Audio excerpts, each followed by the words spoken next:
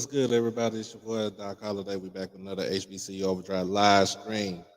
If you haven't done it by now, make sure that you like the stream, comment, share, and most of all, subscribe. Hit that notification bell to get everything HBCU OverDrive. And I'm trying to figure out if I got an echo up in here, but if not, man, we got a good one for tonight. Uh, got a good one for tonight. Um, we got a young bull, man, that was former DB for Jackson State University. Got him a SWAC championship in the process. And he's all the way in Canada, Ottawa. But, man, I'm going to go ahead and bring him up here. We got my guy, Al Young, that's coming to the show. What's good, man? What's up? What's up? Not much. All right, man. So how is it making that transition from the States to Canada, man? It's gonna be pretty good. I mean, I leave out tomorrow morning, so I've been Okay, right now. I'm packing, getting everything settled. So yeah, my flight early in the morning, so I'll be out really there. early in the morning. Yeah. All right. So a lot of people don't too much know about, what I'm saying, about Al Young. You came in as a transfer from Southeast Missouri State. And how was that transition from SEMO to Jackson State? How did that help? Um, it was different because like HBCU, that's always different. So it was just pretty different because like I was so used to playing in like a small crowd, like not a big crowd. We ain't never had big crowds, even though we was pretty good. We Hmm. never had a really big crowd until like we got to like the FCS playoffs. And then once I got to Jackson State, it was just that. That was every game. Like it wasn't just because Yeah. it was just yeah, it was that was every game. So it was different. I definitely liked it. And so you're from Cape Girardeau, which is in Missouri, which is what, about an hour or so north of St. Louis. Yep. Yeah. So tell me about your childhood as far as growing up there in uh in the state. My childhood was kind of like rough. I mean, grew up like you said, it's up towards St. Louis, so it's kind of like the bad areas. It's got its ins and outs. Like just know where you need to be and Hmm. who you need to be around, pretty much. And then just like me throughout like my career, just when went to high school, I was always in school. I was always playing sports. I was a kid that stayed out the streets. I ain't really too much care about the streets. That wasn't me. I knew who I was, and I knew where I wanted to get. So I stayed out the streets. My parents was on me hard. So pretty much, and then I had little brothers and little sisters looking up to me and depending on me. So that was Right. my main thing to make sure I get as far as I can with this football stuff. Oh yeah. So you went to your high school is Cape Central, right? Yes, sir. Um, Tell me, about the accolades because I know your senior year you were a receiver, right? You Yes, play sir. receiver, running back. Did you play quarterback also? Play a little quarterback too. Okay, and you play on the defense. Tell me about your senior season. Who My was who were the schools that were looking at you? my senior season. So my actually I'm going to start from my sophomore year. For my sophomore year, I end up going to these camps, and that's how I end up getting the name. So going into like my junior year, I had offers from like Oregon, Nebraska, all them schools was looking at me. But then Hmm. going into my senior year, it was just I was struggling with my ACT score. Didn't take it serious enough. So then SEMO was the only school that gave me an opportunity. But like my senior though, I had crazy numbers. Yeah, I seen that. I played receiver. I was mainly a receiver. I was a 3-star receiver, and that's what I thought I would go to college for, to play receiver. When I got to SEMO, I was playing receiver part time. But then it was crazy because like when I got there my freshman year, we had 4 DBs get in trouble at SEMO, and I Mm, was the only one in that receiver room that actually played DB in high school. So right, it was just that I transitioned over to that, which was a rough transition because in high school I played DB, but I was just playing it off of just being athletic and just being better than everybody. right. But I still like in high school. I still finished with like I think 12 or 8 interceptions in my career. So Man, see, that's what you call a dog right there. That's what you call it. That's what y'all call a dog right there.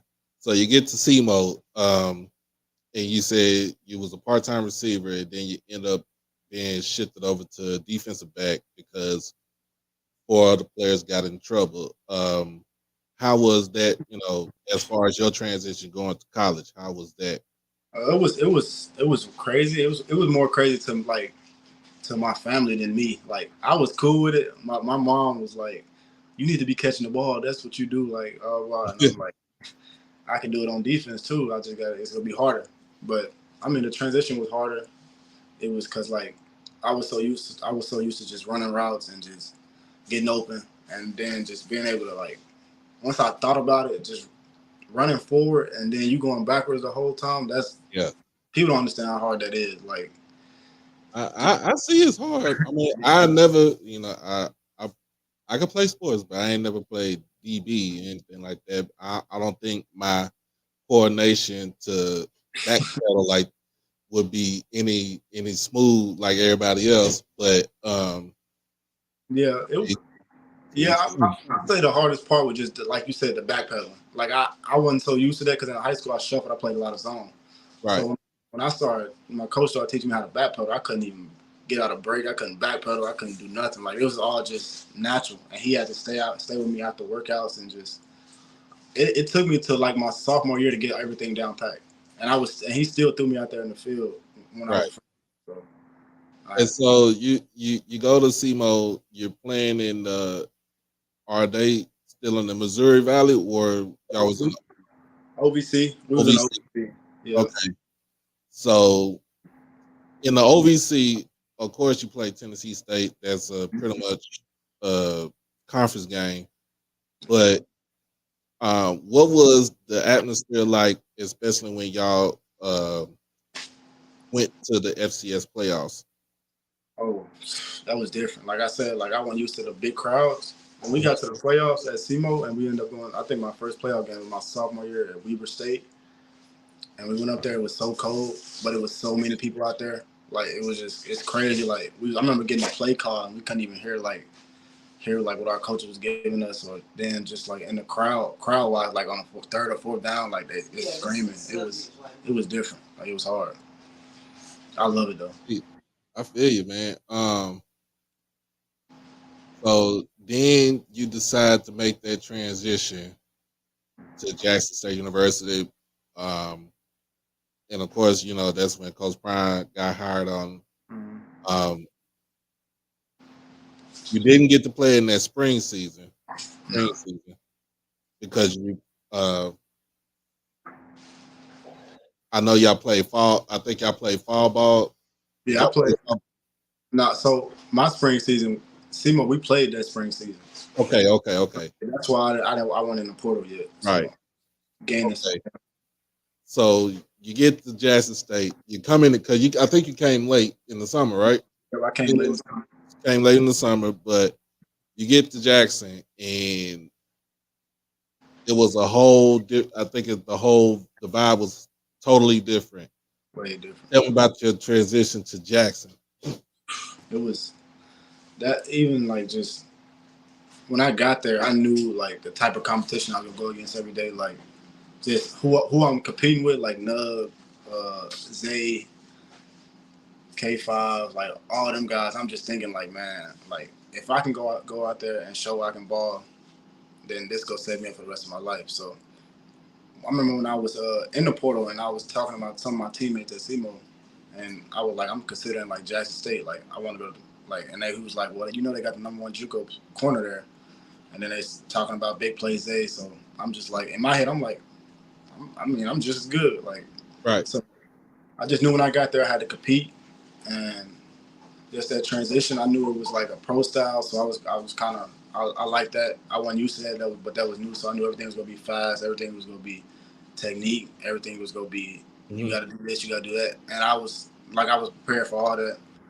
And I feel like my transition went pretty good. I mean, the first few days I had to learn a lot I had to catch up because everybody was already like I came late, so everybody was like already in the playbook way ahead of me. So I had to put in the extra work after practice. I had to put in the extra work in the film room, and they helped me out a lot.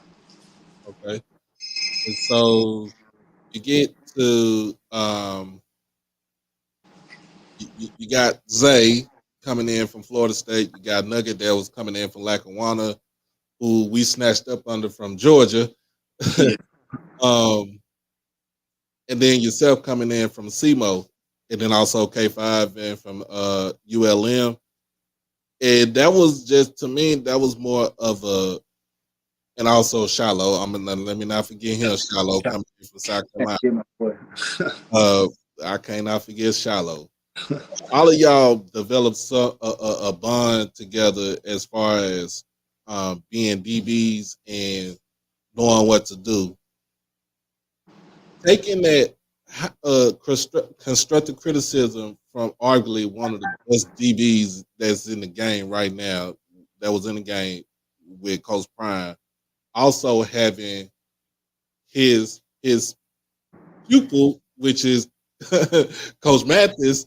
Yeah. You know what I'm saying? As a DB coach, how was it taking the constructive criticism from both of those guys? So what's crazy is like they got two different type of coaching style, like Coach Mattis and Coach Prime. So Coach Prime more technique, do this, do that. This will help you. And Coach Mathis wants you to be every little detail. He wants the small details. He want to win every yard. He want to win every inch, like everything. So just when you with Coach Prime, just know you getting all the the the small details you need to know, the who you versing. Like Coach Prime, like on game day, he'll come in and ask us, what did it, like the opponent we versing? What did that kid like to do? Or like what do he like to wear? What you see in his wardrobe every film? Like Mm-hmm. looking at little stuff like that. And I never, like when I was in college, I never went through that like with a coach. I never had to worry about what the wardrobe, how the kid will come out and warm up. Like I never worried about that. And then with Coach Mathis, you would get, okay, when you see this kid line up over here, what you think he go run? And it's just like two different. So it was just like I learned a lot. Like having them as coaches is really like a cheat code for me. So it was nice. This is the best. This is the best uh, example right here. Perfectionist. Um, and when you get, to me, you got to be a perfectionist in order for you to get to the level that you got to. Um, Also, playing in the defense under Coach Thurman, how was playing under that defense? Uh, it was great because like Coach Thurman, like all the guys that was out there, like me, Aubrey, James Houston, just example. Like we all was when I came in, like I ain't never been around guys that actually like wanted to be on the field and wasn't scared of no competition. Like Mm-hmm. it's bad to say at SEMO, like when we played like Mizzou, some of the guys shied away from that competition. When I'm like I was there, I'm like I'm here for it. Like this how you go show you can play at that level. So when Right. I got there and I seen like James Houston, like I knew I'm like, okay, if I can. James told me one time at practice, he was like, "Y'all got to cover for 3 seconds. That's it. Just give me 3 seconds, get back there." And I'm like, "That's all you need?" Like, so I'm pressing every play. So Prime used to like that, and cause Matt used to always be like, "Just switch it up, switch it up." So, but me, I'm a press corner, so I'm trying to get. James telling me he go get back there quick. Aubrey talking about he go get back there quick. So I'm like, I'm gonna make that job easy, and we go help him out. So Right. it was pretty good. And then just with Dennis Thurman, Coach Thurman, he just wants you to just like the same thing. He want to win. It don't matter what it is. He want to win. He wants you to be where you need to be, make the plays when they come to you. And Mm-hmm. like he always say, it's a play out there. Why not why not you be the person to make it? So Right. I was already there. I Oh man, love it. that's cool. That's love right there. And time at Jackson State, your time at Jackson State, as far as being off the football field, how was that?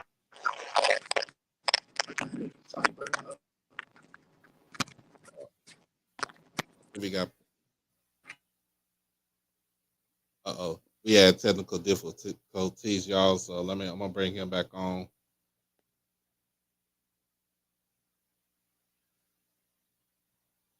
Apologize about that, y'all. So let me get him back on. See if he come back on.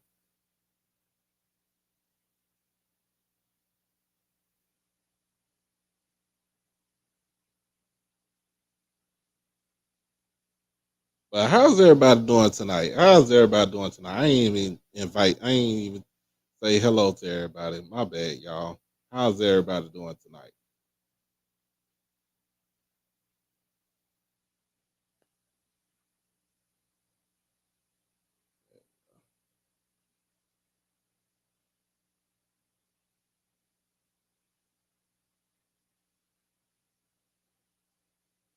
How is everybody doing tonight?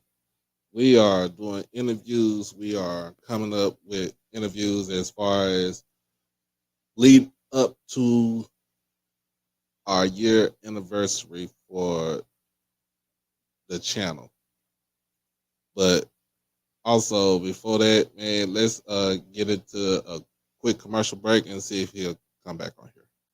HBCU OverDrive is proudly sponsored by WeWorkForEverything.org. At WeWorkForEverything.org, this is for those who are trying to build for a dream.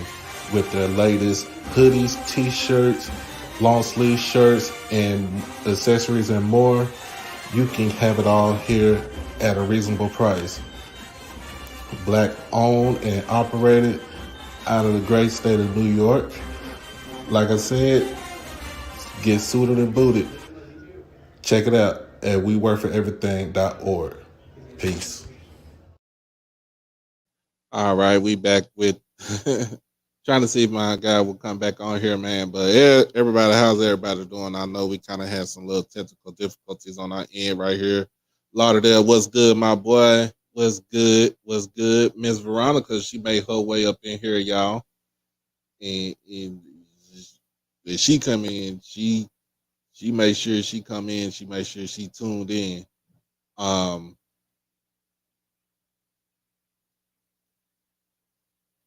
Mr. Madison, Mr. Alvin Madison, what's going on? I know I spoke to you earlier, so Miss Quay, as always, she's good with the promotions. Thank you. Southbound, as always, chilling in the ATL. ATL.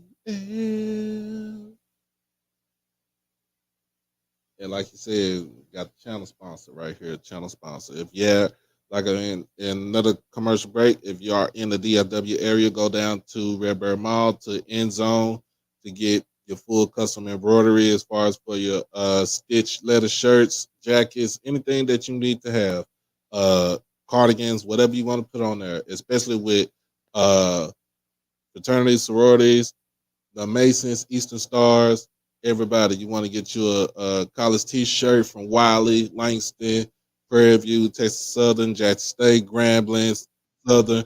Man, go down to End Zone at Redbird Mall in Dallas, Texas, 3636 West Camp Wisdom Road, Dallas, Texas, 75237. Peace. All right, we back. Yeah, my phone had died. My bad. Oh, you good, you good. I kind of figured that. Well, kind of figured that. But you was saying you was talking about Coach Thurman and his defense that he was running. Yeah, it's just an NFL type style defense. Everybody got to be in a certain spot. Everybody be everywhere. So, and then we blitzing. Base was always coming with a blitz. So it was you had to cover. So you had to cover. Right. And I know during the play that year we didn't.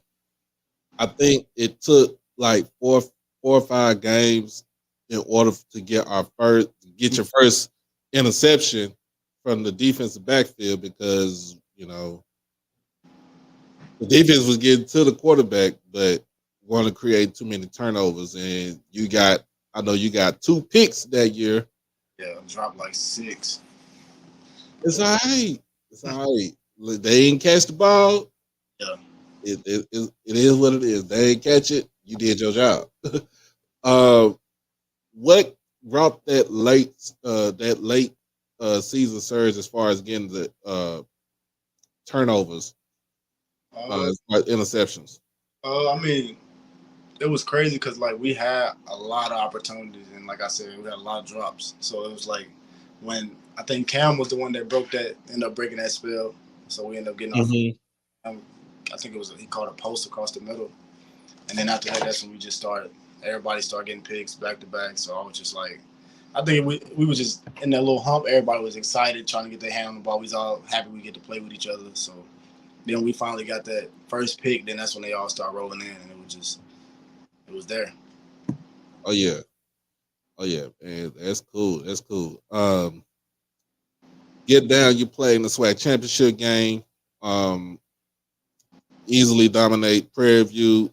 Thanks to Zay returning the kickoff over 90 yards to take it to the house. How was that atmosphere?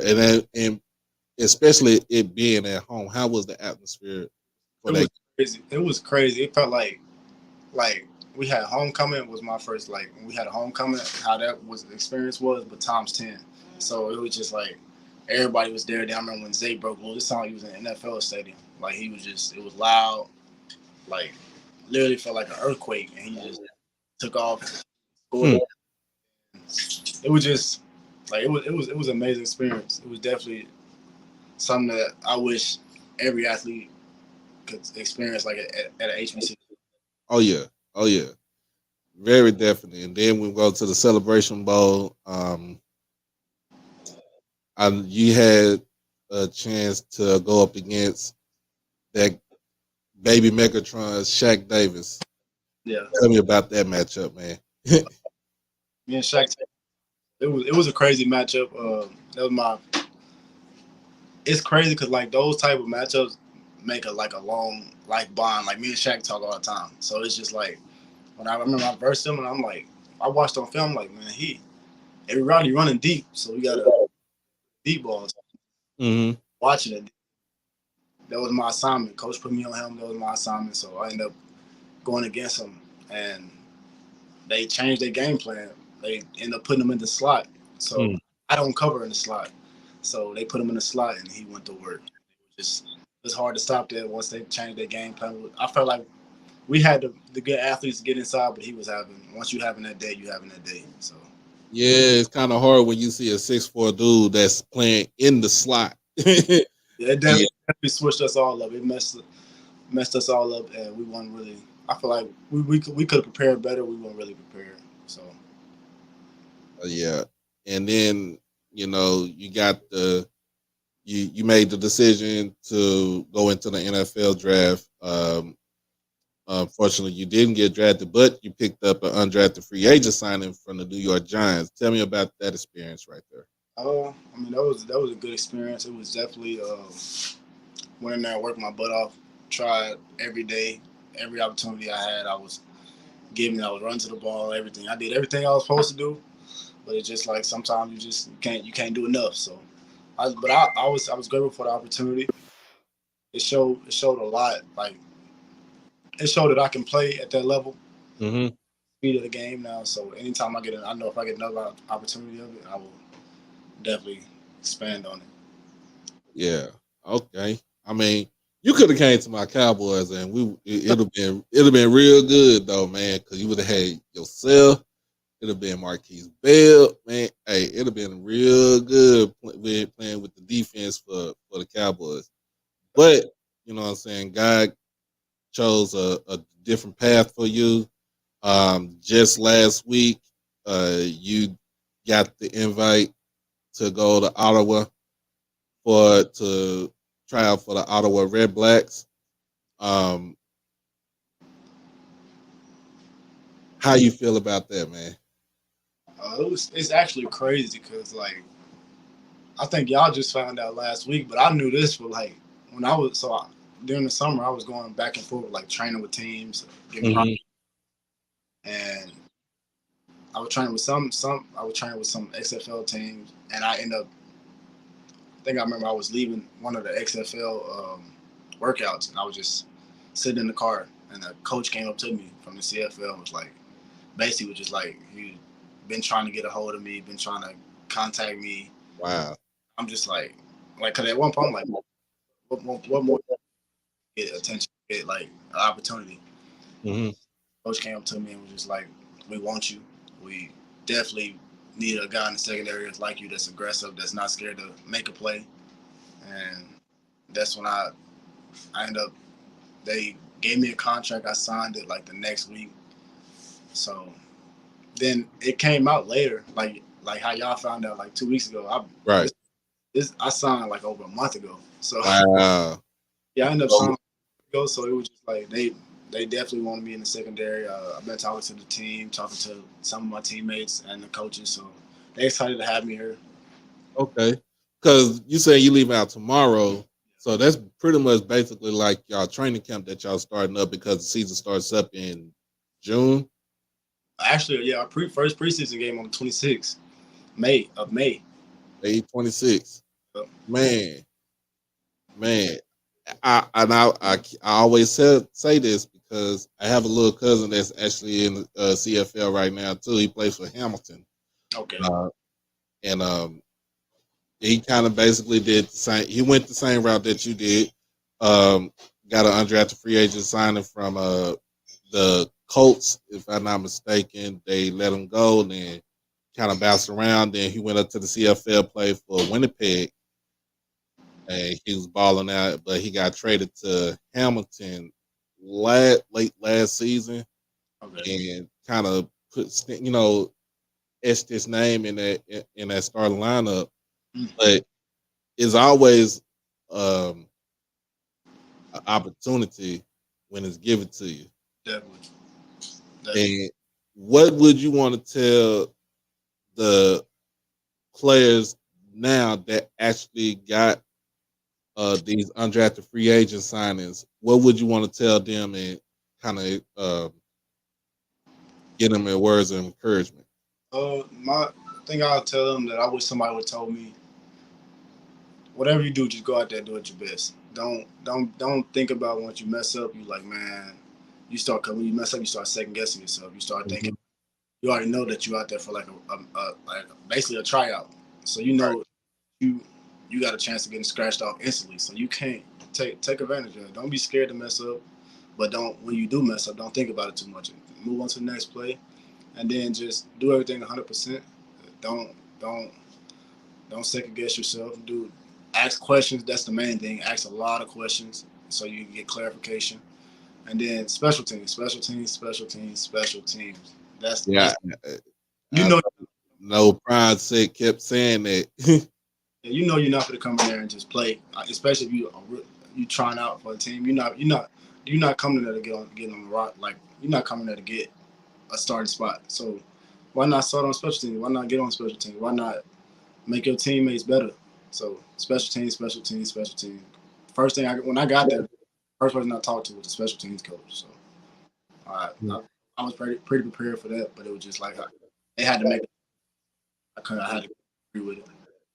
Okay, and so, how did it feel? How did you feel about this year's draft? And with the only HBCU player, basically, is your teammate Zay Bolden, getting drafted by the Patriots in the seventh round. How did you feel that? Uh, you did you think there was other players that should have been drafted?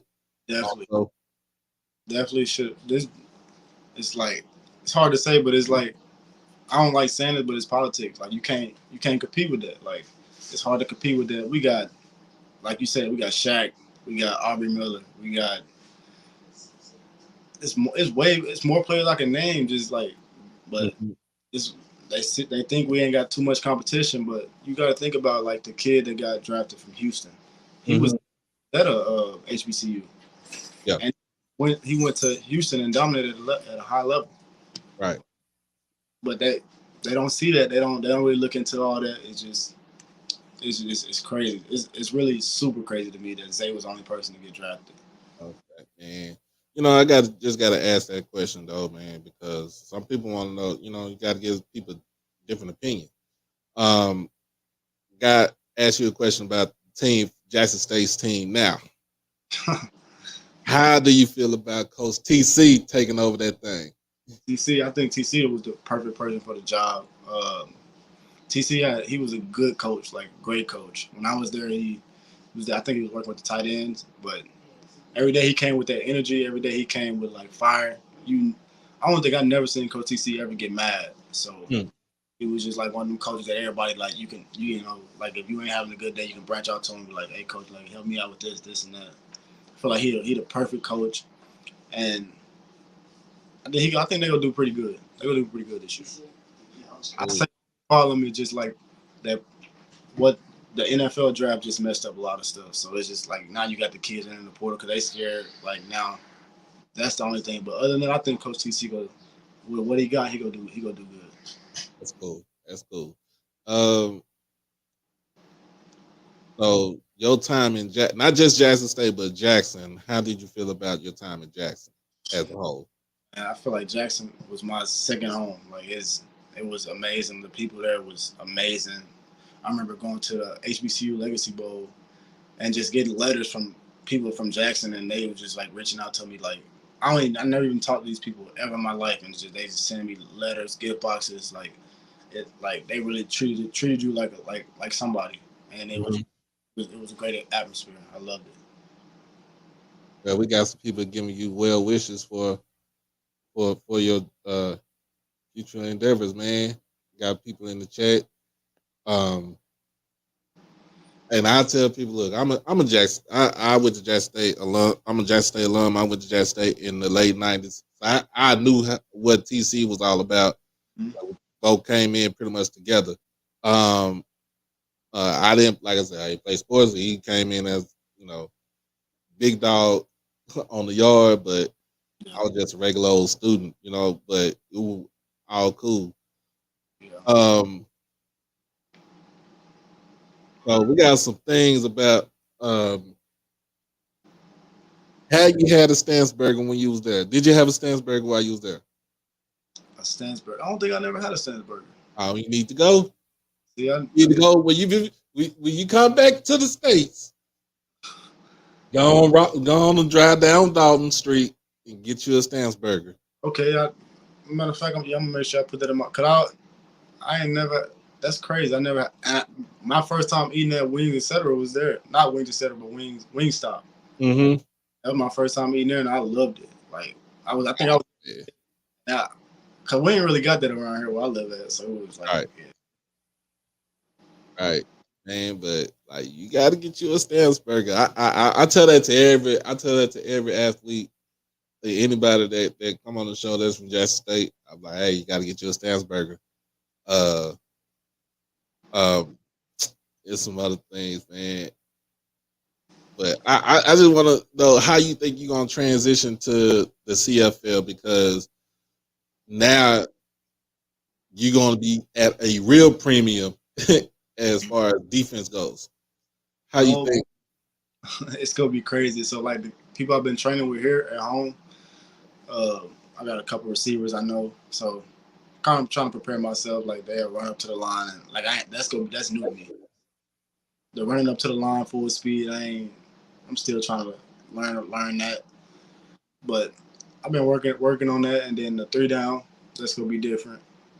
I say, but other than that, at the end of the day, it's still football. Once that ball put on that turf, you got to play. So. Oh yeah. And you know what? I don't know, man. I think I cannot get the fact that, I mean, it's an extra 20 yards. It's a bigger field, so you got a whole lot of field to cover. Especially, being a DB, and when those receivers are on the move, you got a lot of field to cover. I think that would be the biggest transition, because as us playing, as you play in American football, basically that receiver is set at the line, you set, and when they hike the ball, you do what you got to do. Yeah, it's definitely gonna be different. Cause I ain't I'm telling the kids I be training with, like they run up to the line full speed because I'm trying to learn it. I'm trying to get this down pat, and I know, like how you say, it's a lot of field, so it's very small room for error. So you can't make too many errors, because if you do, they're gonna be in the end zone. So. Oh yeah, and then having 3 downs too, that's a crazy thing too. So I mean that, like I said, defense is at a premium. Mm-hmm. straight up premium. So, but like you said, you like the first you probably gonna the first thing you gonna do is go talk to the special teams coach so you can try to get yourself out there. Definitely. I want to get on that field. I'm talking to the special teams coach, and then once I prove myself on special teams, then hopefully I get that opportunity, like to get put on that field at DB. And then once I get that opportunity, I'm gonna show them what I can do. Oh man, tell people where they can find you at, on social media. You can hit me up on social media, like at Twitter, A1Turnup. That's my Twitter. That's where I'm always at. I don't really post that much, but I'm on there every now and then. You can hit me up on IG under Al Young _1, and then Facebook Al Young. Just hit me up. Okay. And oh yeah, I meant you're a father too, right? You're a father. You got a little girl. Little girl. Welcome to the club, bro. Welcome to the club. I got two of them things. I got one is fully grown, and the other one is 8 years old. So, tell me about your experience being a father, bro. Well, it's crazy. I wish she was here with me right now, but I had her all yesterday. So, but it's just she my motivation. She gets me going even when I'm training. She come in there and train with me sometimes. Like she don't want to, but she will. Mm-hmm. She really everything I needed at that moment. Like when I went to Jackson State. So when I went to Jackson State, she was like, I think just turning 3, and that was my first time actually being away. And then just seeing her phone calls kept me going every day. Just like her calling me, her talking to me, kept me going every day. And it was a challenge. So. Yeah, I do the same thing with my daughter, my youngest daughter. She'll call me and she'll be like, "Ooh, daddy, what's going on? What you got going on? Are you on YouTube right now? Are you doing this and doing that?" And then my other daughter, she 21 years old, bro. She be like, "I need some money." Oh yeah. Honestly, I ain't ready for that yet. Hey, but y'all catch my guy playing in the CFL with the Ottawa Red Blacks. I know the CFL, they're going to be on, they are all on ESPN. And like I tell these players, don't matter where you at, HBCU, PWI, don't matter where you at. If you good enough, they gonna find you. Find you, definitely. And he was good enough, and they found him. Maybe not in the NFL, but he'll just cross the border up north. Just get you a jacket. Make sure you stay warm, bro. I've been hearing a lot how cold it is. It's gonna be new, but I mean, it's snow a lot here up north. I mean, where I'm at, so it's just. But they say it's a different type of cold, so I'm prepared though. Oh yeah, but if you can play, they will come. If you good enough, they will come. No matter if you at a PWI, if you at a HBCU. Definitely. And I stand by what my guy Aubrey said after the Celebration Bowl this past season. Come home. Yeah, come on. Why not want to play for your people? Like that's the main thing. Why not play for your people? I definitely, if I had another chance, a second chance to do what I did before I picked SEMO, I would have definitely. If HBCU school offered me, I would have just going off the experience. I would have definitely took that chance. Like it's just because it's amazing. Oh yeah, it was amazing for me too. And I ain't even play sports, like I said. But man, I appreciate you because I know you, like I said, you got a flight to catch early in the morning. Yeah. Be good. We gonna make sure hit me up. Let me know you made it in. That way, yeah, I got you. I won't be so nervous about you going up there, bro. But we gonna I'm definitely gonna hit you back.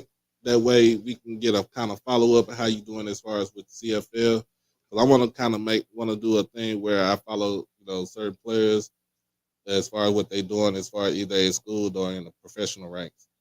Is that cool with you? Yeah, I was go try to work on a blog, so I'm gonna try to start out a blog while I'm going out there because people want to follow my journey, so I'm gonna show them around. So, all right, man. You have a good one, bro. All right, thank you. Thank you. Man.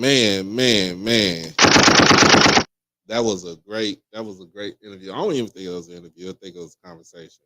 Man, it was a good conversation that we had. So we're doing try to get a lot of interviews, do a lot of shows that's leading up to a 1 year anniversary of the channel being founded. Um, we got some stuff coming in on Wednesday. You gonna like this one. Y'all gonna like this one on Wednesday. Uh, we got the Diva Coach coming back to the show. She was one of the first few interviews that I did on the show. And we talked about Dawn Thornton, the head women's basketball coach for UAPB. Uh, we got her coming back on the show on Wednesday night.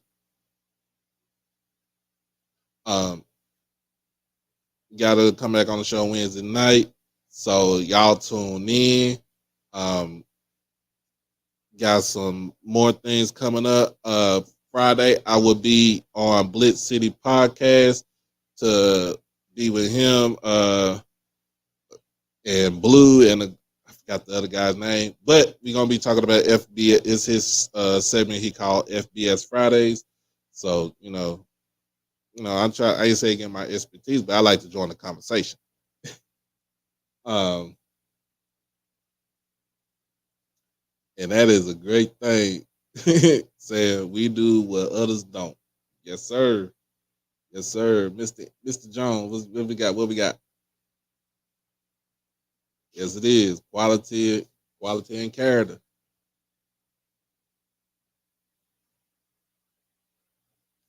But yeah, I just want to make sure he gets up there so he can hit me up on that.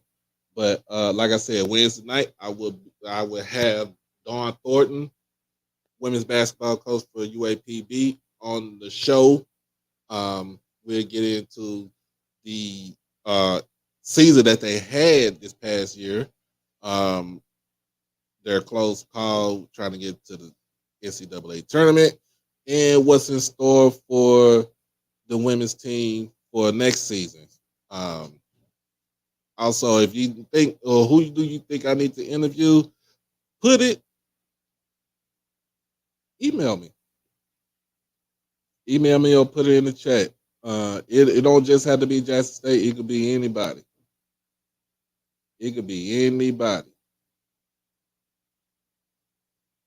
It can be anybody.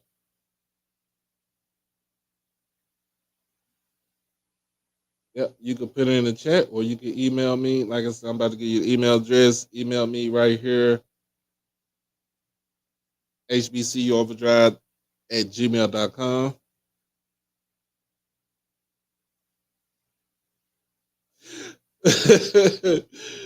Oh Lord Jesus! Look, in fact, family. Uncle said, I'm gonna go on and bring you up here, man, because we got to talk about this, man. We got to talk about this. We got to talk about this. We talked a little bit about it on Saturday with me and Timona, but we got to talk about this. I put the link in the chat, so you come on up here and everything.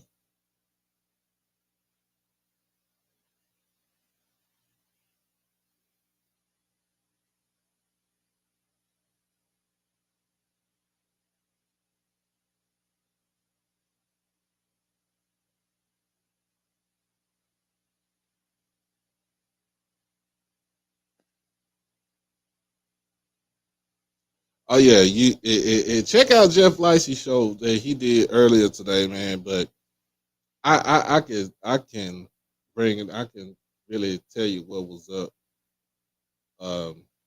So we all broke it down. We all broke it down to the T. And look, man, Nephew, hey, what's going on? what's going on? Y'all doing all right? Doing good, man. We doing good. Man, what in the living hell is going on with Dez Bryant? Lord Jesus, man. I think I'm gonna And say I just thought he was one of the ones that was, You know, I don't know. I, What's I'm, your thoughts? I think he had good intentions, but he was well misinformed about a lot of things with Mm-hmm. our athletes Mm-hmm. and Mm-hmm. the way we fund our athletic programs. So, um, the my thing is, he said that in order for our football players, our players, in which when I'm saying our players, HBCUs, Mm-hmm. to get drafted, we have to go to we have to bring our schools up to a Power Five conference like the SEC, the Big 12, the Big 10, or so. I pushed back on everybody pushed back. I didn't say too much anything because everybody else was pretty much talking about it, and they pretty much had was on one. But my thing about it is we don't need to go up to those conferences. Why we can't do it here? Why we can't, you know what I'm saying? Well, Why I we can't agree do it with at our that, own but place? it would be different if this state funding, so he's talking about, Right, actually come to HBCUs. Yeah, it's out there. Yeah, it's spoken for, but it's not received. right. I mean, because last time I checked, there's no way that one school, you mean Tennessee State is owed $500 million? Mm-hmm. Let that sink in, man. I $500 million. And and so then you have guess what? teams like Then guess University of what? Alabama with their recruiting budget is about 50 million. Yeah, So you mean to tell me we are automatically 10 years behind the curve? And this man talking about us getting state funding. I mean, yeah, they signed for it. Yeah, we anticipated. Yeah, hell, we've been waiting on Diddy since the spring of last year. yeah. But does it actually come? That's the thing. I mean, and the thing about it is he should have done more research and said, okay, well, you know what? I'm gonna use my celebrity to get an accounting firm because this is not right. Right. You know, things of that nature. And it just it saddens me a lot, nephew, to hear some of these celebrities come out the woodworks and folds talking about HBCUs, man. It's like, they don't really know the struggle like that.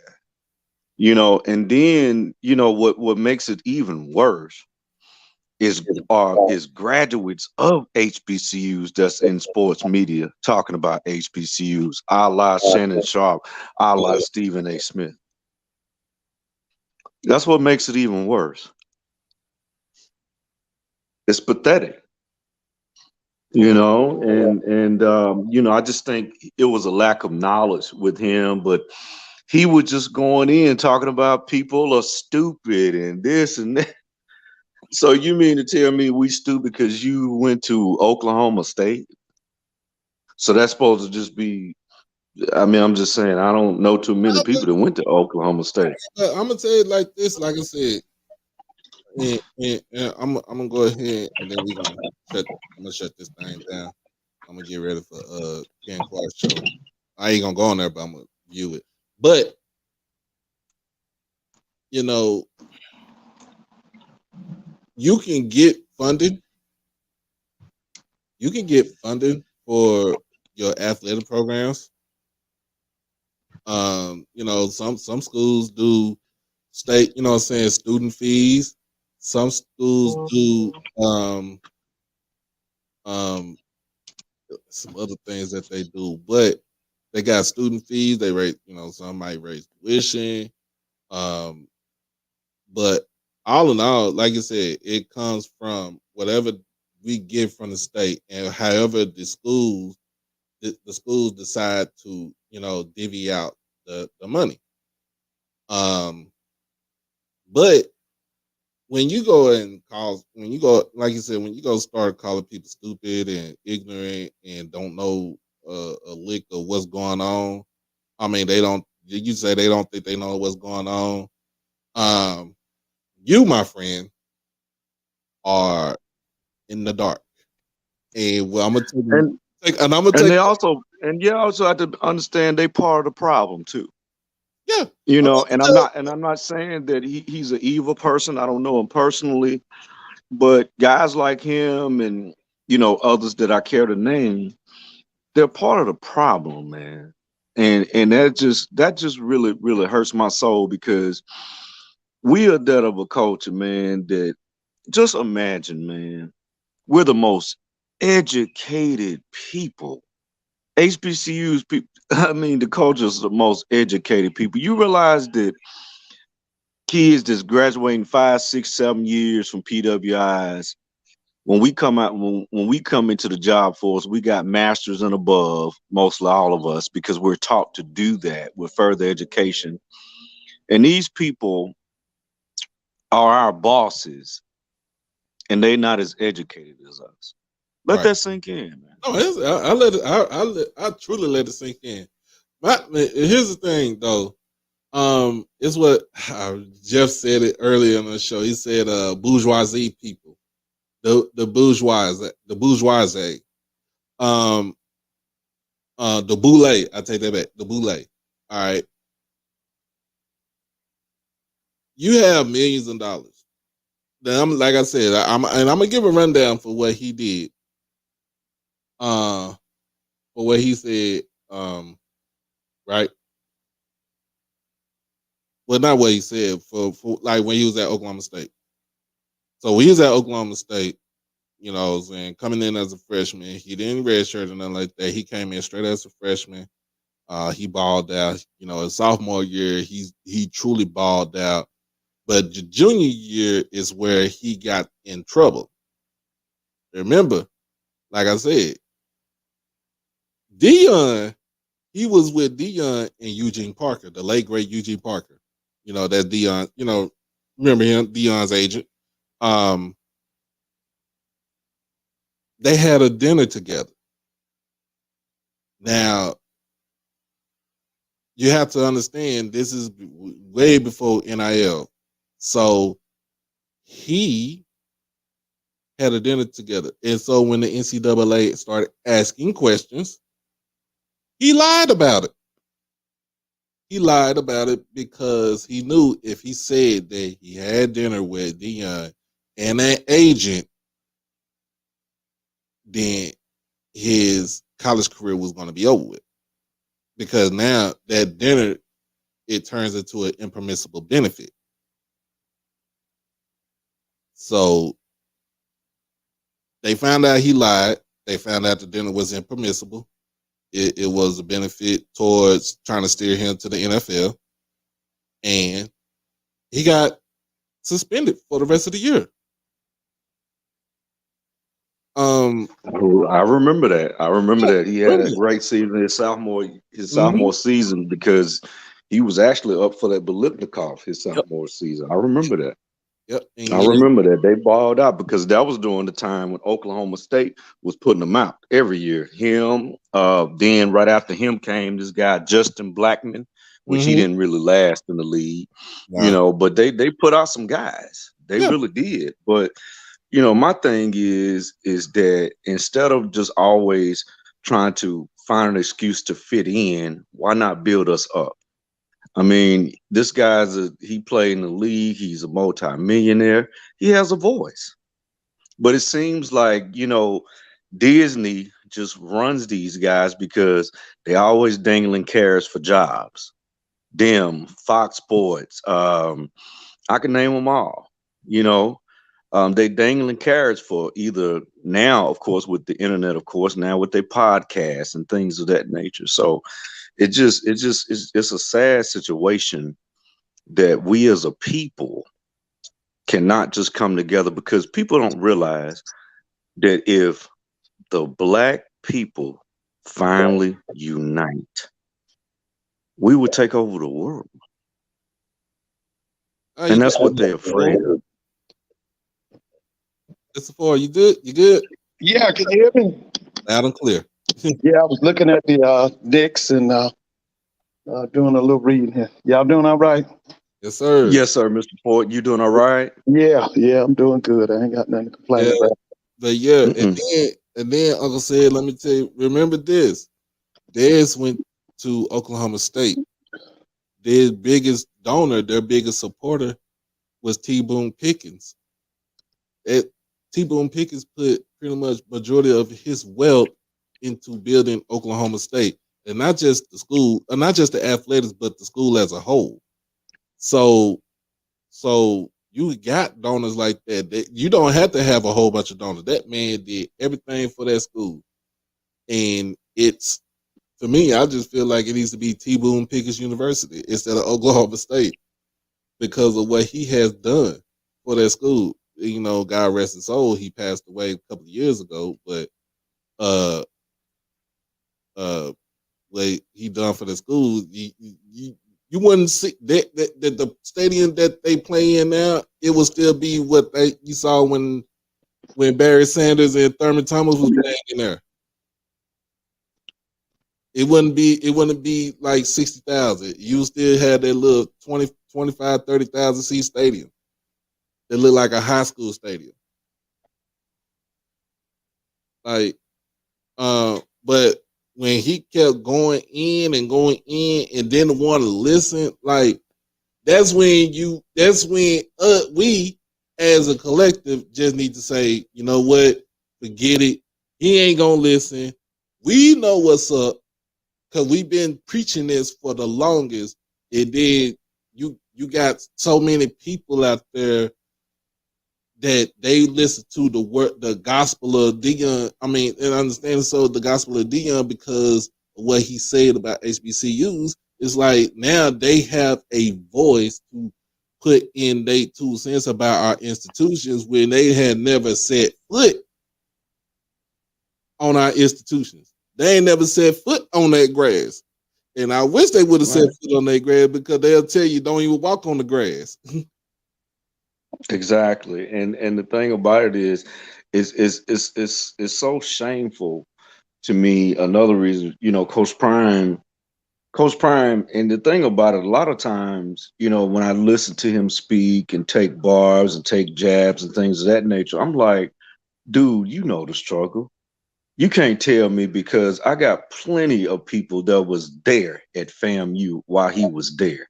I had a cousin that was there while he was there.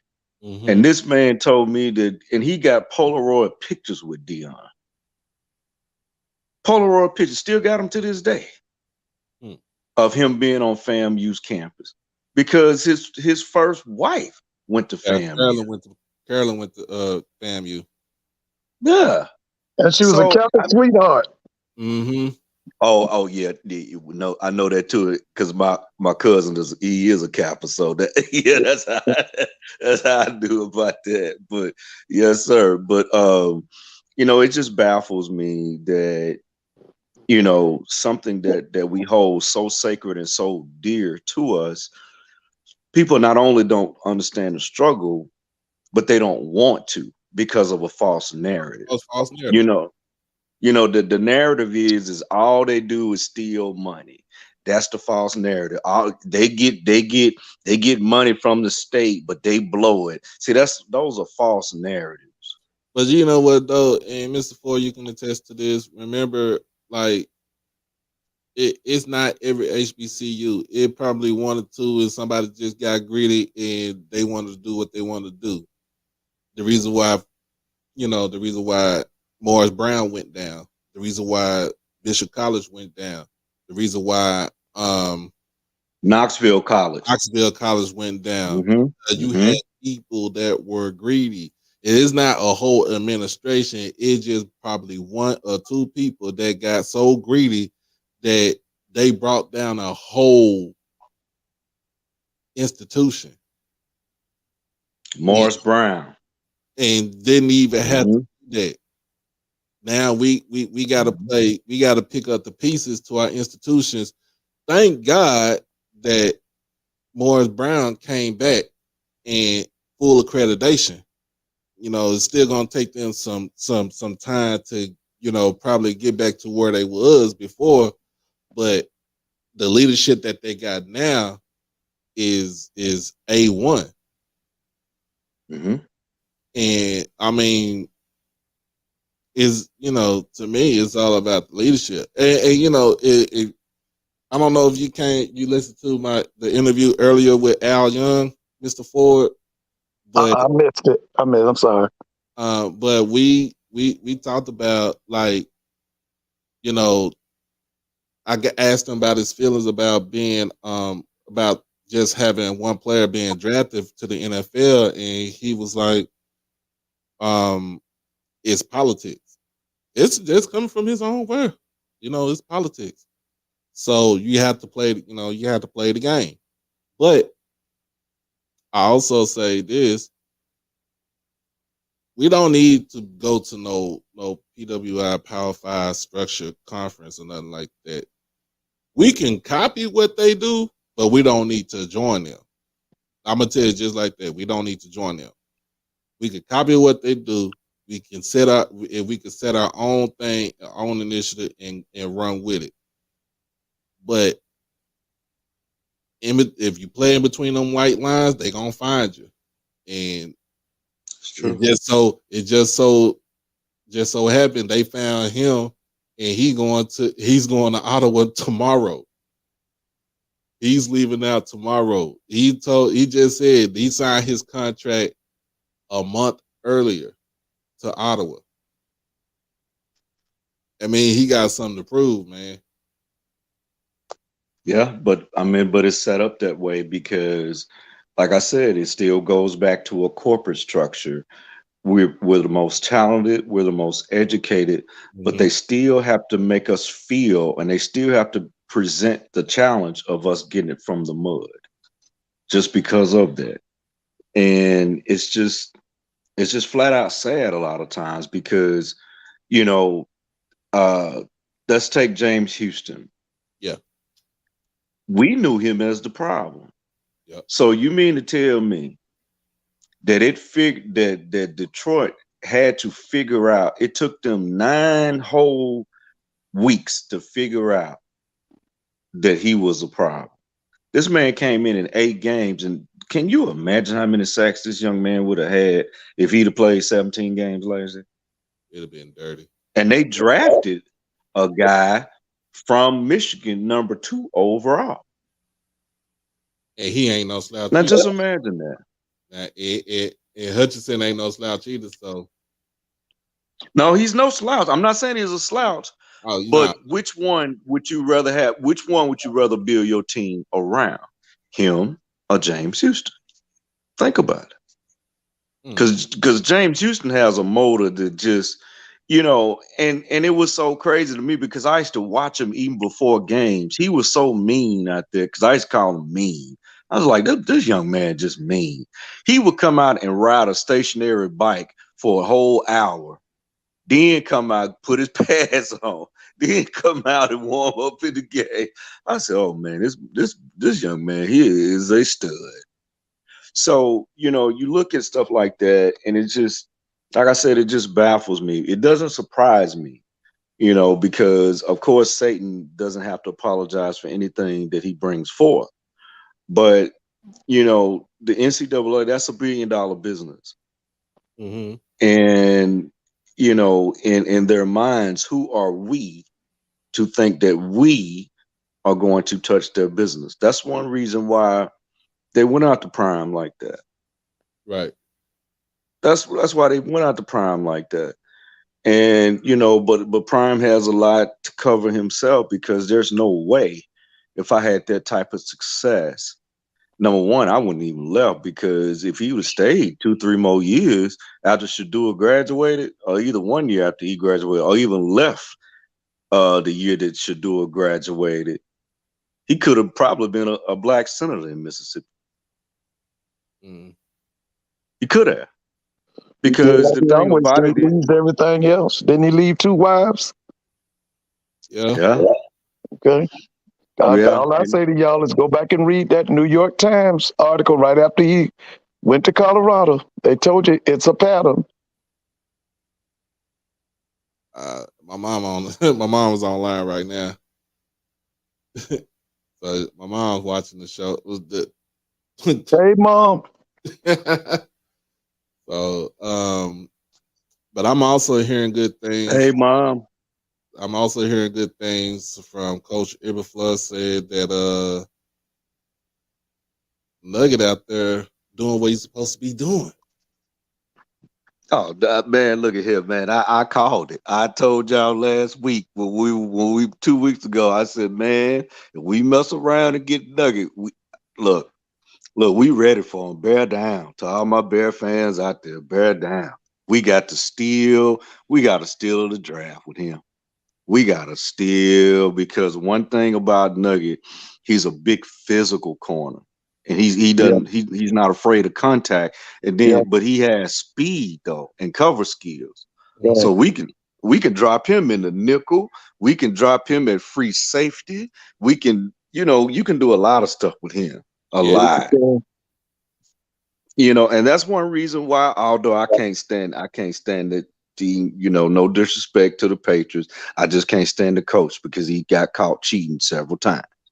But but one thing I will give Belichick credit for, he knows how to recognize talent. You better watch. Yeah. You better watch for Bolden because he's going to use him so many kind of ways. Punt return, kickoff return. That's the beginning. Oh, yes, sir. I mean, and see, the thing about it is he's the coach and the GM, so he knows that, okay, I got a 7th-round pick, so I can pay him, the next 2-3 years. I can pay him no more than $500,000 and ain't got to mess with my salary cap while this boy going to Pro Bowl. Right. Mm-hmm. And when it's time to pay him, he'll get rid of him. He'll get rid of him. He'll get rid of him. There you go. Because that's one thing they don't do. They don't take care of brothers. Yeah. Now, Doc, you heard about this quarterback at that Southern's trying to get was 2nd string at Oklahoma. Have you heard about that? Yeah. They brought him into Baton Rouge last week. They said he really enjoyed himself, but Southern is waiting on him to give the word. Now, here's the thing about that. Mm-hmm. Now, I know you know this. Anytime Eric Dooley gets a Division I quarterback, his program flourishes. You know that, right? Got to turn up. Let's go to Devontae Kincaid. Let's go to that kid, DeJuan Pass. This kid is coming from that Gorman High School out there in Vegas, but he was the 2nd string quarterback at Oklahoma this year. Mm. Yeah, he's about 6 feet. He went to Bishop Gorman. That's where he went. Mm-hmm. So they're waiting to hear from him. Now, they also signed a kid.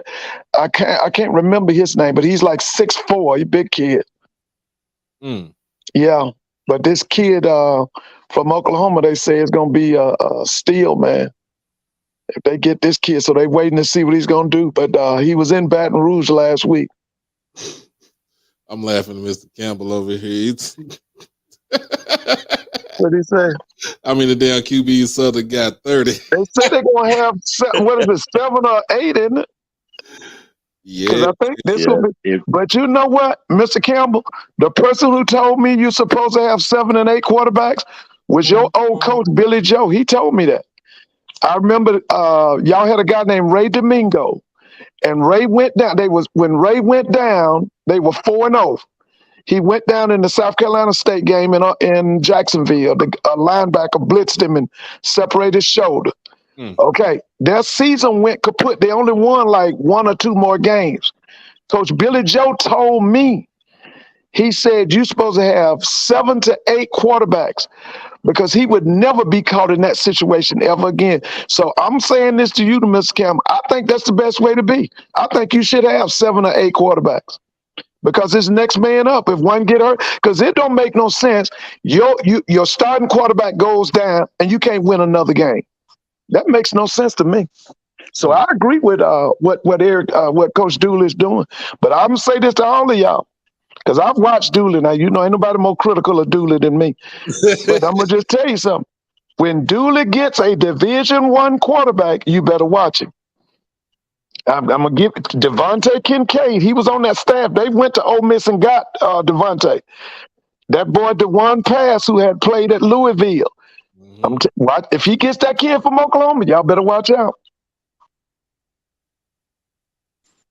And one thing I can truly say, he loves those dual threat guys. And baby, let me tell you something. With that offense he runs, what he calls it, the fast break on grass or something he calls it. Mm-hmm. What he said, spot the ball or something. Listen, man, spot the ball. I'm just telling you now. If he gets this kid, man, it's gonna be interesting in that West, man. Oh yeah. Yeah, I mean the SWAC gonna be interesting this year anyway. It's Yeah, gonna be bro, it's gonna be very better than what it was last year. It's gonna be better than what it was last year. Yeah. I did say, Mr. Ford, I would have Don Thornton on the show on Wednesday night. Who is that? Don Thornton. Oh yeah, you talking about Coach Thornton's wife? Mm-hmm. Oh yeah. She's big time. Yeah, I've talked to some people. Everybody loves her, man. She has a beautiful personality. She's very friendly. She's good people, man. Oh yeah. She's good people. Real cool. She's real. Yeah, she is. I've talked to the people about her. I mean, didn't she play for the championship this year? Yeah.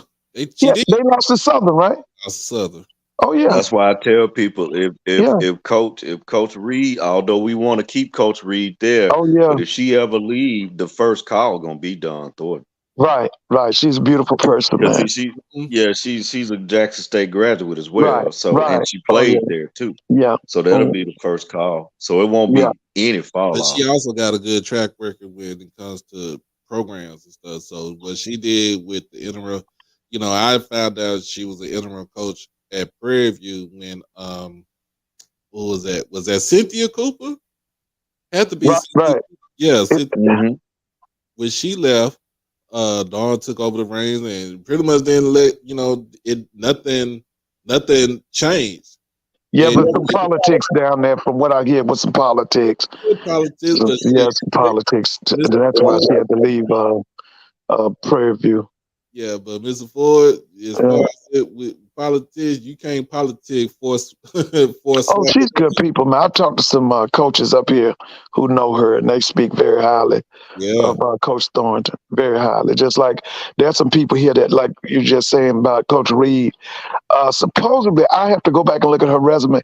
She coached at a junior. I think Coach Reed coached at a junior college here in Georgia. That's why a lot of people here know her, and they all have great things to say about her. They let you know they're not surprised by her success. But what have you? Do you have her resume in front of you? No, as far as Coach Reed. Yeah, because I think she spent some time coaching here in Georgia. Because there are a number of people here that know her. Let me see. Did she do a junior college here in Georgia? Do you see anything? I think she did. She didn't do nothing in Georgia. Let me see. Wikipedia ain't gonna pull nothing up. Like I said, there are a number of people here that know both of those coaches, and they speak very highly of them. Mm-hmm. Hey, Edwin, I'm telling you, and that NCAA, they got NCAA. They ain't got no contact right now, so they started that no contact week this week, but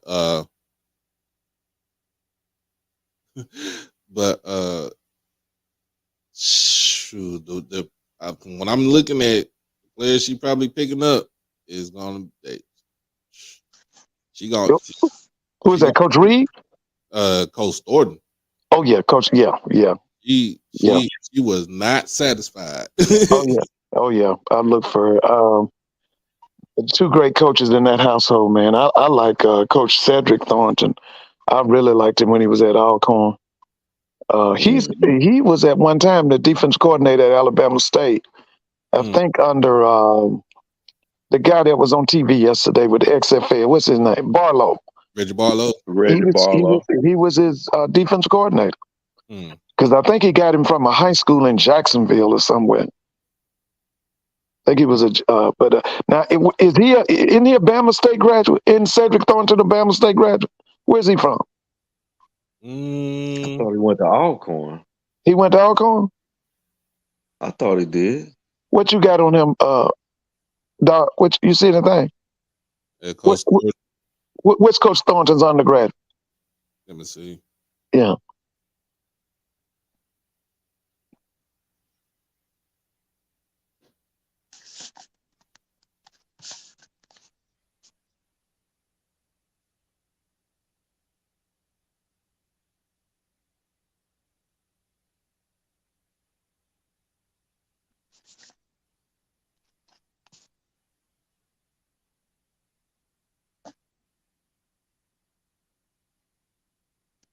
Yeah, I thought he went to Alcorn. Southern Arkansas. Southern Arkansas. Okay. He's a Southern Arkansas graduate. Hold on. I thought he I thought he was an HBCU graduate. Yeah, I thought he went to Alcorn. That's the wrong one. That's the wrong one. I'm tripping. Yeah, Cedric Thornton. Let me see. Yeah, I was thinking he was an HBCU graduate. Yeah, his bio. I want to be.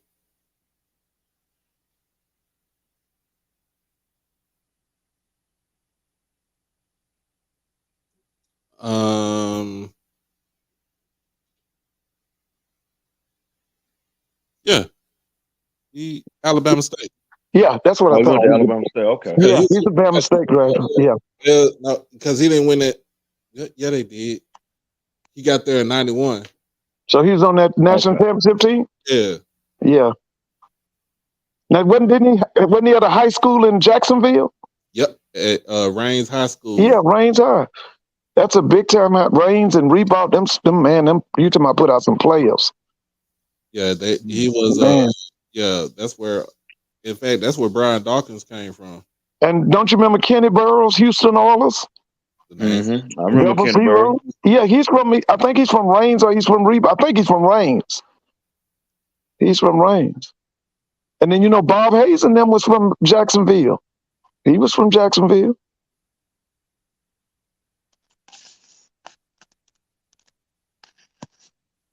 Yeah, I'm surprised he hadn't got a head coaching job yet, though.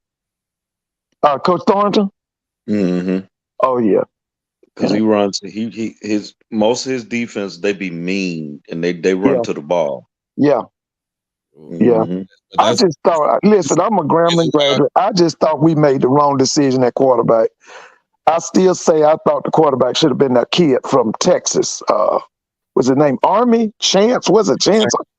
Huh? Chance Amy. Amy. That's the kid I thought should have been the quarterback last year. And after they didn't go with him. I knew it was going to be a disaster because he was the best kid in the spring game. And I'm just ready for all the stuff. I'm just ready for football to start back up. Well, it ain't gonna be long. Let's see, Coach Reed bio. Yeah, did she do something in Georgia? At a junior college? Was she head coach at the junior college in Georgia? You see anything about Georgia? South Georgia Tech, or anything like that? She was at Hines. Yeah, that's Mississippi. You didn't see nothing about Georgia?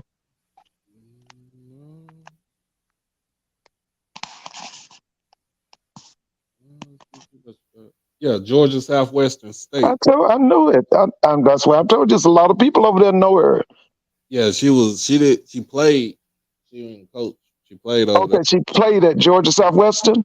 Uh-huh. That's in South Georgia. That's America's Georgia.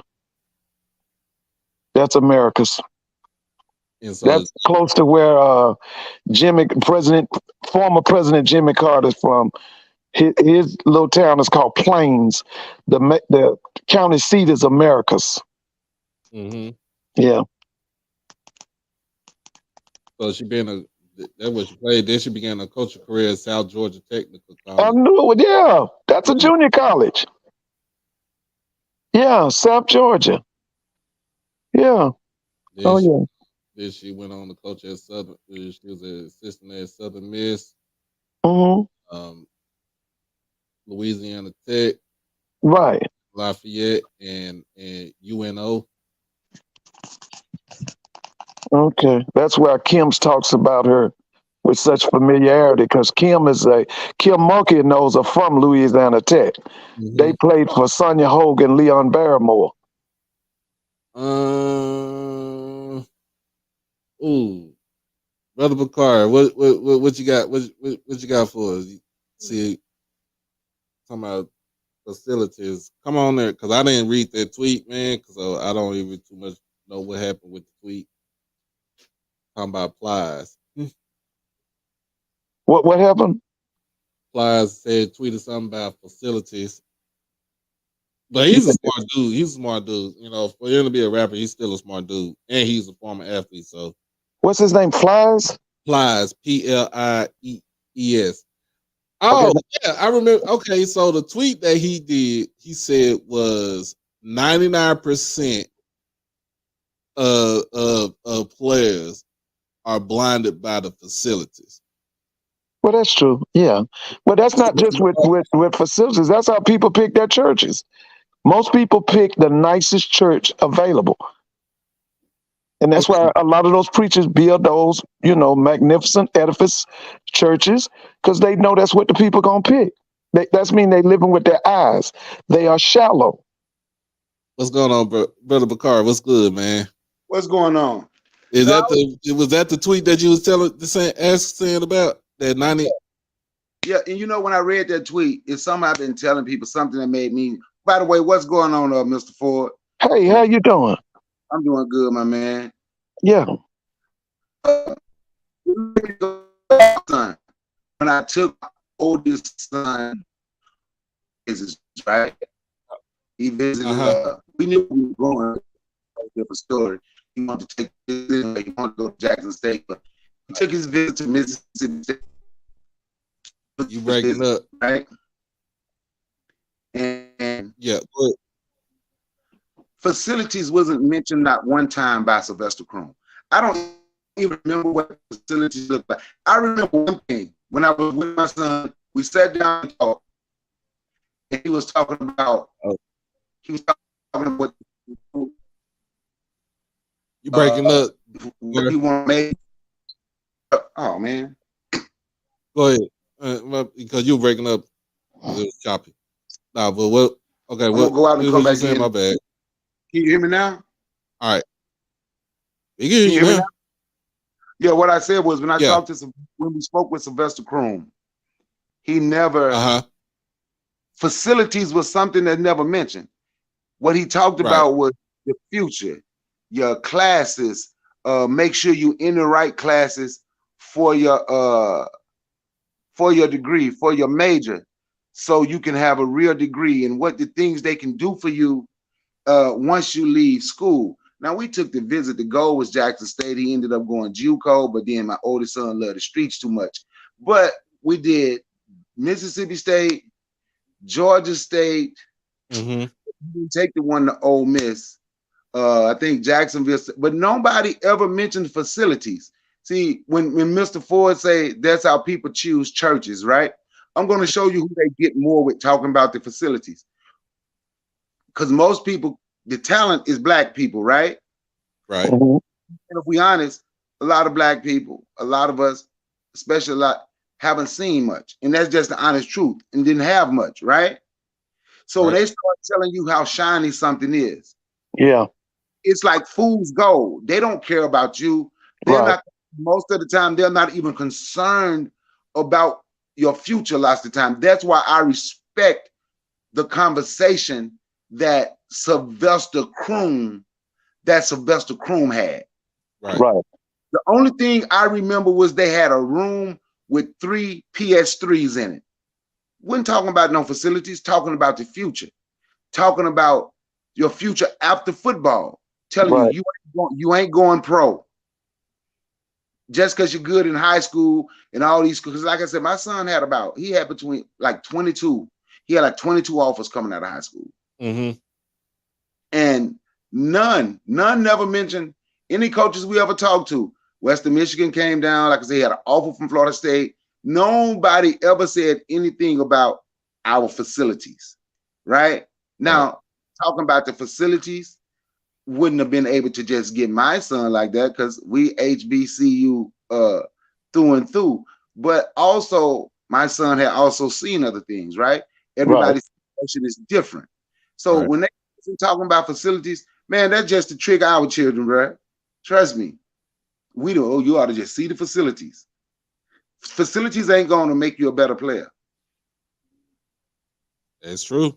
It does not make you a better player. You don't think they're gonna do it, just you gonna go in there, do what you gotta do, and leave up out of there. I just read an article. They said that in the Sun Belt, the worst facilities was University of Louisiana Monroe. It is. They had the worst facilities of any school in the Sun Belt. They called it the ghetto of the Sun Belt. But you're correct though, Bakari. You right. Like, but when they say facilities, like they saying 90% of the athletes get blinded by the facilities because it's some, the shiny new thing. Why don't Yeah. you show, where the classroom at? When you visit a school, like a regular person visit a school, a regular student, not an athlete, but just a regular student visit a school. They're gonna show them cafeteria, they're gonna show them the dorm, they're gonna show the student union, they're gonna show the library, they're gonna show wherever your major is, they're gonna show you what building you got to go to as far as what you got to do for your major. Athlete job basically is gonna show here's this locker room, here's this athletic facility, here's the weight room, here's our training tables, here's this, here's that. But you got to take a special kid to just say, I'm not worried about the facility. Are you going to make me a better football player? Are you going to make me a better man? You know what I'm saying? The kids need to start asking themselves that. Like, the young men need to start asking themselves that, especially when they get recruited. Are you going to make me a better player? Are you going to make me a better man? They should ask a white man if he's going to make them a better man. Or is he going to make them a better slave? And the parents need to be the ones to say that. And I'm going to tell you, man, and I've said this 100 times. I'm going to say it again. The selling of our children, start in high school. But with these facility things, I'm just being honest, man. They come wave some shiny in your face, and whatever we do, we can give our best. And it's getting to the point now with the newer generations that our best ain't good enough. See, he who feeds you controls you, right? Right. Yeah. I learned that from the great Thomas Sankara. He who feeds you controls you. So if you're not strong enough to stand and say, we're going to build our own, you will never have it. You're going to always run to something that they build for themselves and allow you to use it so they can get rich off of it. Right. Right. I mean, you said it. You said it right. You said it correct. I can't even. I ain't got no counter argument to that. That's something that you can't argue about. That's spitting real facts. But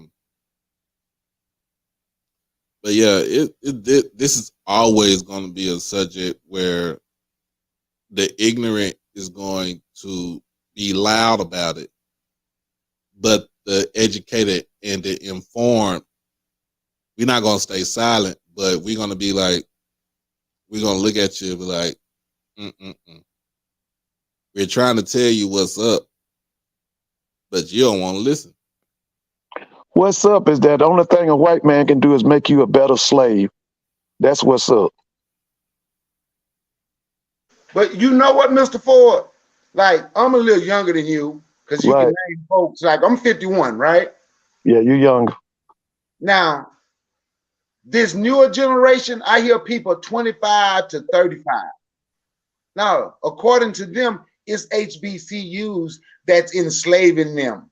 It's HBCUs that need to be shut down. Look, I be on panels, and I'm telling you, man, I'll be on some panels. You would be amazed at the actual hate that Black people have for HBCU. They say the HBCU is the problem in the black community. They're the reason we don't have nothing. And you would absolutely be amazed how the HBCU get blamed for everything. Well, I'm not amazed because it's brainwashing, and that's what they've been doing for 500 years. It's brainwashing. Yeah, my thing about that is I'm a, you know, I'm still gonna be an advocate. I'm still gonna represent my our institutions to the fullest. Um, I started out in one. I was led to the wayside when I went to Stephen F. Austin for a little bit, but then I was brought back into the light when I went back to Jackson State. Um, um, it's always going to be one of those. It's always going to be one of those subjects where we gonna be the less. We don't know what we talking about. Everybody else does.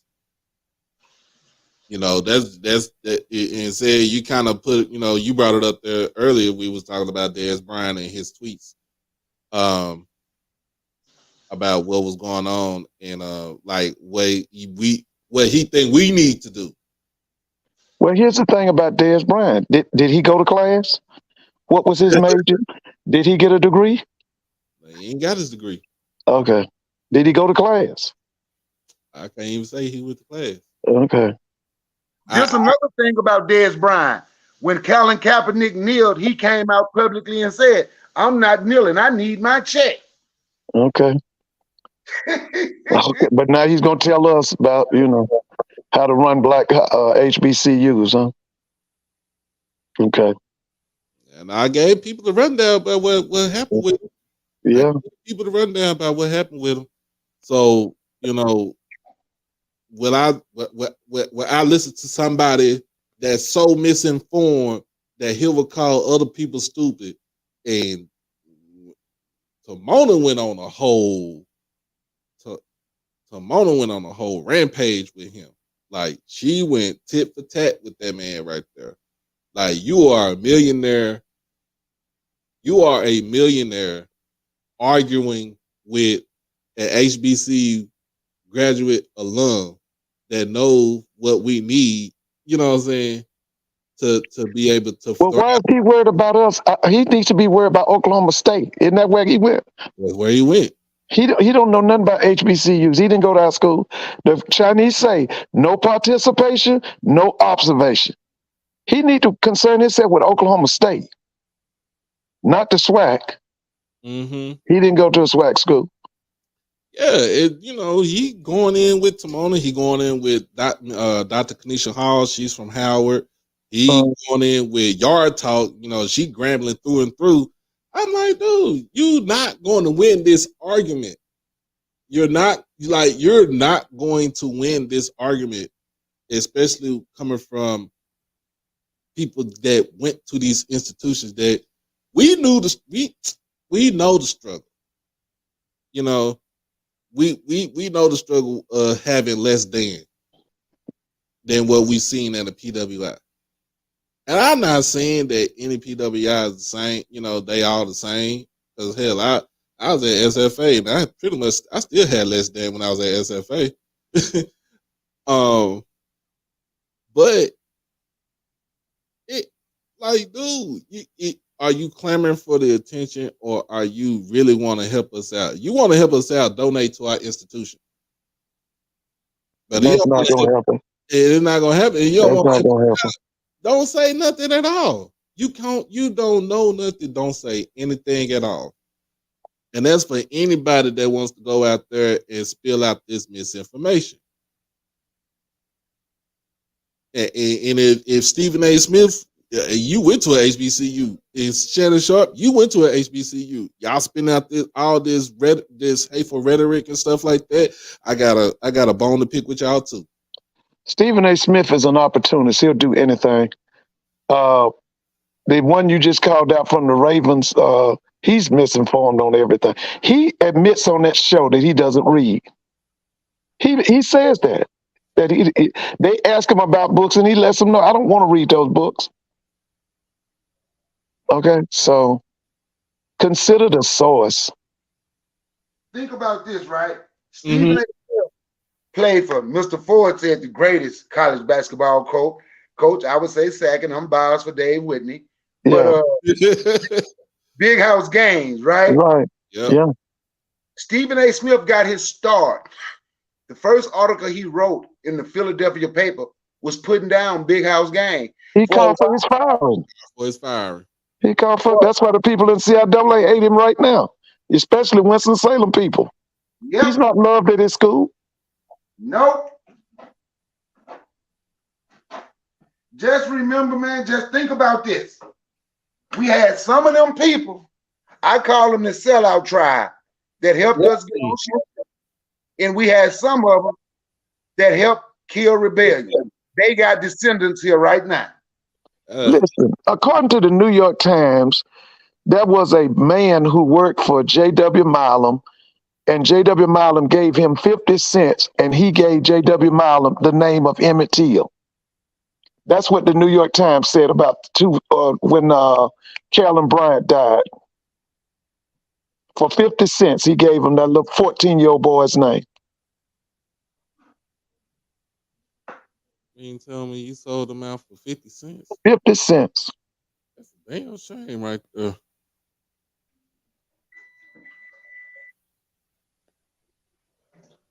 Yeah. I mean, don't get me wrong, you get back to Winston-Salem, but it's just saying my thing about it is that when it comes, like you said, Stephen A. is an opportunist. You know, he's an opportunist. Yeah, it's opportunist. But when it still comes to some sort of the rhetoric, though, like, but the thing about him is he's not going to check. He's not going to check somebody about when they talk bad about our HBCUs. He's not going to go to Fox or, you know what I'm saying, and check Shannon Sharp and say, what you talking about our institution, you wrong about why you talking about our institution. We know why you went to Savannah State, because you I ain't gonna say you was dumber than a box of rocks, but that's what it sounded like. He couldn't get the credentials. Right. He was supposed to go to South Carolina with his brother. Right. He was a Prop 48. Georgia Southern was going to sign him, but the old man, Eric Russell, said that he was going to linebacker. He didn't want to go to linebacker, and Coach Davis, who had been at South Carolina State, had told him that if you didn't make it on a Division I level, we'll always have a place for you at Savannah State. That's how he ended up at Savannah State. And instead of him showing appreciation for that, he talk about them. And that's what I tell people all the time. I say, why y'all talking about HBCUs? Show me another university. Show me any of these other universities that give us second chance when we come out of high school struggling. Right. Right. They ain't going to put you on academic probation and let you come go to school. They going to tell you ain't good enough. But as Zoe always say, black people devalue black things.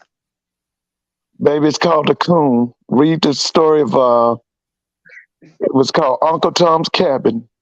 One of the worst characters in there on black people was called Sambo. That story was written by Harriet Beecher Stowe. Read about Sambo. Yep, and Uncle Tom got the bad name, but Uncle Tom was looking out. Yeah, the worst one in there was Sambo. Sambo beat Uncle Tom to death. Yeah, there you go. I'm just telling you.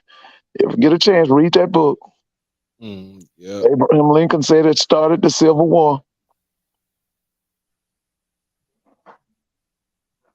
Yeah, Mr. Campbell, he was Prop 48, but I'm just saying he talked bad, like he talked like a dog, like bad to him. Like my thing is, if you had to start somewhere. There's a reason why Fox got him on that show. There's a reason. And you know, to me, I just don't, you know, I just don't understand, man. I really don't understand. I think last season I'm gonna be real honest with y'all. Last season, I don't think I watched now one lick of FBS football, except for probably like towards the end of the year in the college football playoffs. That's it. I don't think I like watching like one lick of Power 5 FBS football. Well, I take that back. I did watch one Power 5 game. It was Tennessee versus Florida because I'm a Tennessee fan. I So watched Tennessee versus Alabama. I watched that one. Now, if I like the coach, especially offensive-minded coaches, I'm going to watch them. If they, like this guy that's going to Auburn, I watched him. I watched him with the Malik Willis kid. I watched Josh Heupel and what he's going to do. Like I said, they are offensive. I love offensive coaches. You talking about Hugh Freeze? Yeah, I watch Hugh Freeze. I watched Liberty. I've watched them beat up on them ACC schools. That's why ESPN is mad with them now. They done gave them all that money, and it's below mediocre football other than Clemson. Because at one year, if it wasn't Liberty beating up on the ACC, it was Appalachian State. Yeah. You're right. I remember that. Yeah. So, yeah, I do watch some FBS football.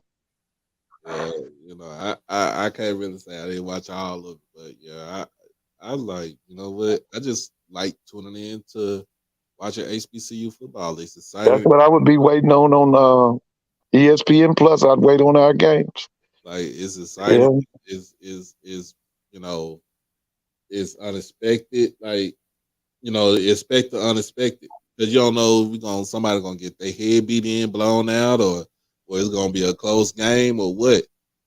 I'm just now. One thing that will stop me from watching FBS football is if HBCU goes to the 2-game format. Now, if they start showing 2 games a day, I'm not gonna watch any FBS football because I'm gonna watch all that HBCU football. Now, if they do that, that'll get me as far as FBS football. If they go to 2 games a Saturday, I'm gonna do that.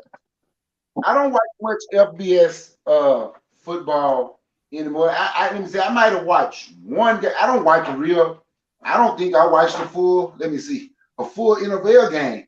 I'll catch a score, but I watch HBCU. I just decided to turn those people off. Like I remember after the championship game, I didn't watch it, but I knew the score. I knew who won. What people was talking about it. And Georgia played TCU. Oh, I watched that. That was a murder from first period. That was awful.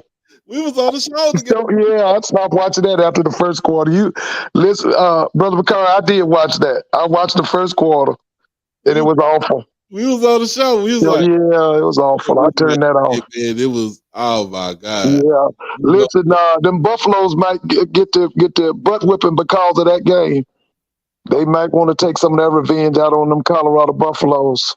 You see people betting on Colorado as the 6th favorite to win the national championship.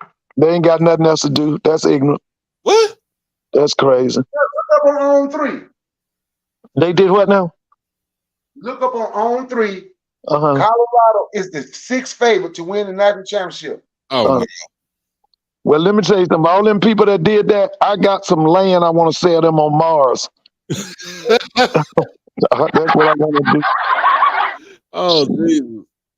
I mean, when this past football season, I would take my laptop and take it with me to watch the games on my laptop, and I have my phone with me too. So I'm like, I'm not missing no game. I'm not missing nothing. And by the way, when are they going to announce who's going to own BET? When are they going to make that announcement? I haven't heard it. I haven't heard anything. I know that it's still Byron Allen. What's his name? The director here. What's his name? Tyler Perry. What? And P. Diddy interested too? I don't even know if P. Diddy got that kind of money like that. Huh? He might be a partner. Because I know if Byron Allen get that, that's going to be more HBCU sports on on BET if he gets it. I know that's gonna happen. Do y'all remember when TV1 first came out? Yeah, Kathy Hughes. No, before Kathy Hughes, it wasn't called TV1 in the It- beginning. You know who owned it? Evander Holyfield, Jermaine Jackson. You know why they yeah, bought it? you talking about Willie Gary and them? They bought it to show HBCU football. You know why I Yeah, didn't I last? remember that. I remember that Because I wouldn't watch it. because they were showing HBCU football all day, right? Yep. They were showing Yeah, I HBCU remember that. I remember that. when it first Yeah, came out. yeah, I remember that. That was in the 90s. No, early What that 2000s. early 2000s. 2000? Yeah. Okay. Yeah, I And then remember that. I remember. Yeah, like I said, I know Willie Gary was involved in that. Yeah, I'm about to shut this thing down so we can go ahead and shift people over to Ken Clark for tonight. But like I said, Wednesday night I will be back on the show with Coach Dar Thornton from UAPB. We gonna talk about what's in store for the program and what she felt like what needed to be done to actually get them over the hump in this past SWAC championship game for women's basketball. And how does she feel about women's basketball as a whole? Um, so everybody tune in. So I got the thumbnail, I got the whole thing set up. So make sure y'all hit that like button. Make sure that you comment, share, subscribe to the channel. Um, Also make sure that you hit that notification bell to get everything HBCU Overdrive.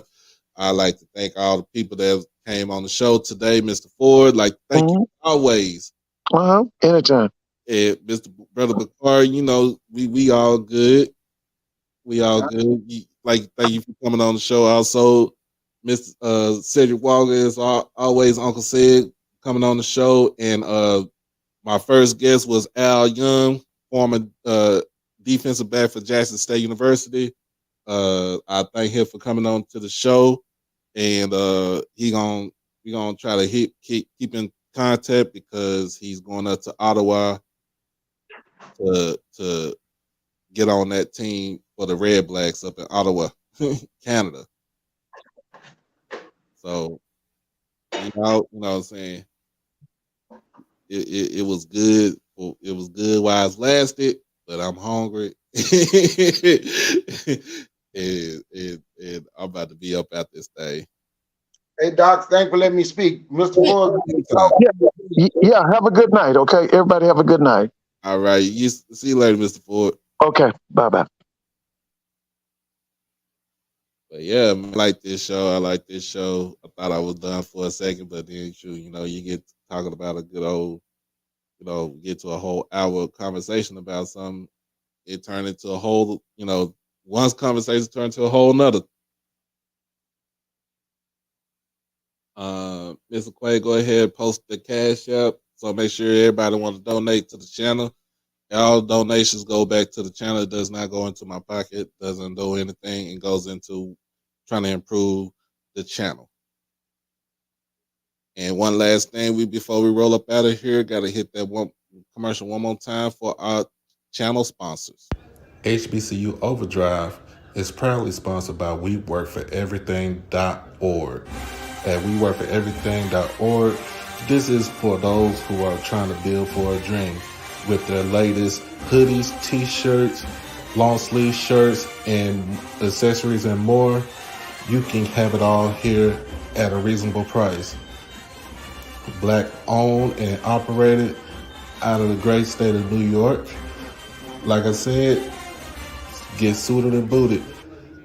Check it out at WeWorkForEverything.org. Peace. Oh yeah, that's channel sponsorship right there, man. So gotta try to pay some bills up in here with the channel, man. Make sure, like I said, Cash App, HBCU Overdrive. Like I said, all donations go towards the channel. It does not go towards my pocket. Like seriously, it does not go towards my pocket. So everything that I do, it improves the channel. It improves all the quality and stuff, and it gets to to where we could try to get more people to come on here that's a little higher profile and everything like that. But make sure that you hit the Cash App. You want to donate through the Cash App, or if you want to donate through our